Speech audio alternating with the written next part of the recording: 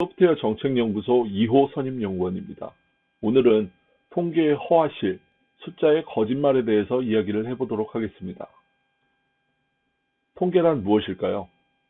통계에 대한 학문적 정의는 다양하지만 쉽게 이야기하자면 통계란 다량의 데이터를 분석하여 특정 문제에 대한 해결책을 찾는 학문이라고 할 수 있습니다. 하지만 올바른 통계를 사용하지 않는다면 개인의 주관에 따라 하나의 문제를 놓고 다양한 해석을 할 수 있게 됩니다. 예를 들어 왜 여자의 평균 수명이 남자보다 높을까라는 문제를 놓고 차사고 때문에, 면도를 하기 때문에, 지하철을 타기 때문에, 책을 보기 때문에 등 무수히 많은 원인을 이야기할 수 있습니다. 결국 통계란 특정 문제에 대한 과학적 해결책을 얻기 위해 사용된다고 볼 수 있습니다.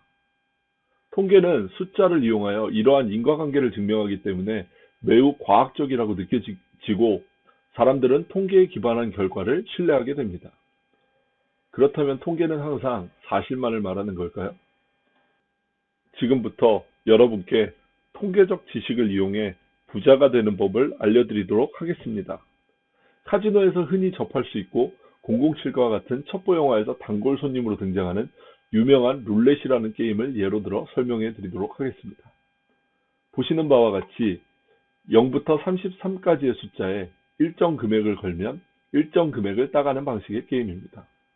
제가 만약 빨간색에 특정 금액을 걸고 보시는 게임판에 빨간색을 가진 숫자가 나오게 되면 걸은 금액의 2배를 상금으로 주는 방식의 게임입니다. 그렇다면 제가 만약 빨간색을 선택한다면 이길 수 있는 확률은 얼마일까요? 2분의 1일까요? 아닙니다. 정답은 2분의 1보다 작은 38분의 18입니다. 왜일까요? 색깔이 없는 숫자인 0과 00이 존재하기 때문입니다. 다른 경우를 한번 살펴볼까요? 과거 기록을 보니 연속으로 4번이 빨간색이 나왔었습니다. 그렇다면 다시 빨간색이 나올 확률은 얼마가 될까요? 2분의 1 곱하기 2분의 1 곱하기 2분의 1 곱하기 2분의 1 곱하기 2분의 1일까요? 아닙니다. 0과 00의 존재를 잊으시면 안 됩니다.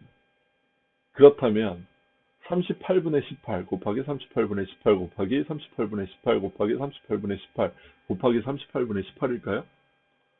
여전히 정답이 아닙니다. 정답은 38분의 18입니다. 왜일까요? 각각의 확률은 과거의 결과에 영향을 받지 않는 독립적인 확률이기 때문입니다.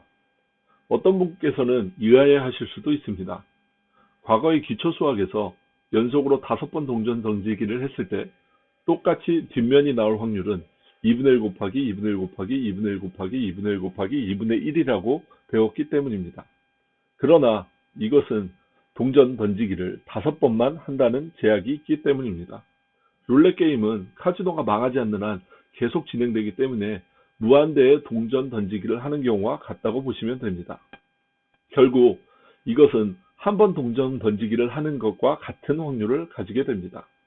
거기에 아무 색깔이 없는 0과 00이 존재하기 때문에 게임 플레이를 하는 사람에게 항상 불리한 38분의 18의 이길 확률을 가지고 게임을 진행하게 됩니다.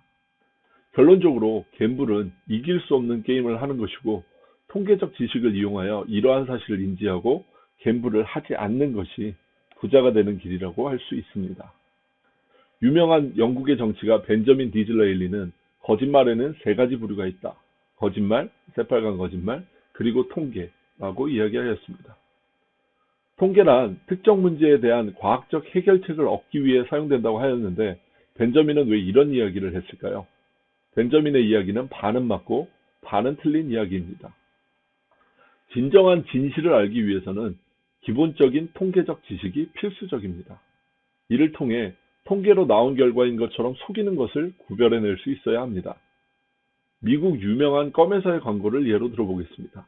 이 껌회사는 치과 의사 5명 중 4명이 환자들에게 이 껌을 추천할 것이라고 조사되었다는 광고를 했습니다.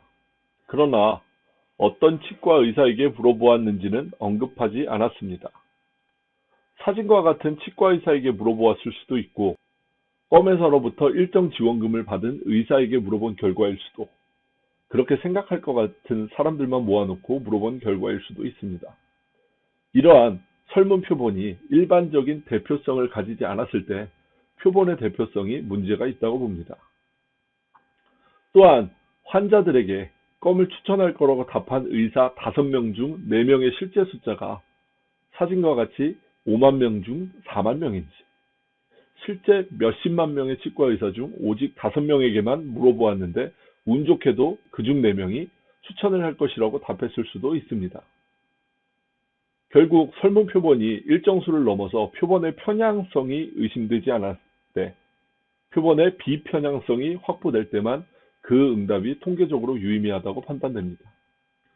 특정 표본에게 얻어진 통계적 결과를 일반화해서 유사한 경우의 인과관계를 예측하는 추론 통계, 즉 inferential statistic에서는 모집단, 결과를 얻고자 하는 관심 대상의 전체, 정상 분포를 이룬다는 가정하에 이루어지기 때문에 편향성이 있는 표본은 적절치 않다고 보입니다.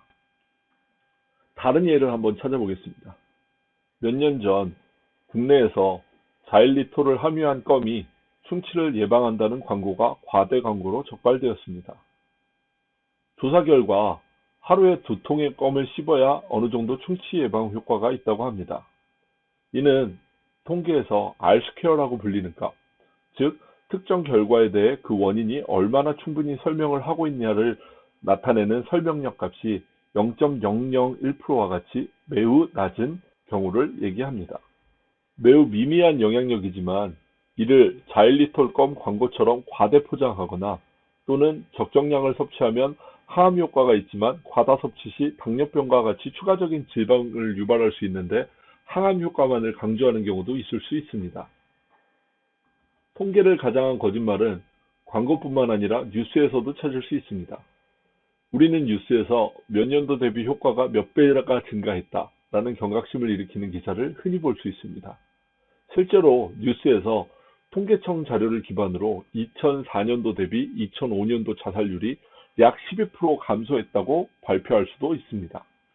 그러나 2004년도에 비하면 2005년도의 자살률이 일시적으로 감소했지만 2000년도에 비교해보면 약 22% 증가하여 꾸준한 증가 추세를 보입니다. 일정 기간을 한정해서 특정 시점간과 비교를 하면 잘못된 해석을 불러올 수 있습니다. 얼마 전 일부 홈쇼핑 회사에서 단기간 동안만 한시적으로 급등한 금값 시세표를 이용해 소비자를 현혹한 사례가 대표적인 예라고 볼 수 있습니다. 결국 올바른 통계와 잘못된 통계를 구분하여 올바른 판단을 위해서는 기초적인 통계 지식의 함양이 필수적입니다.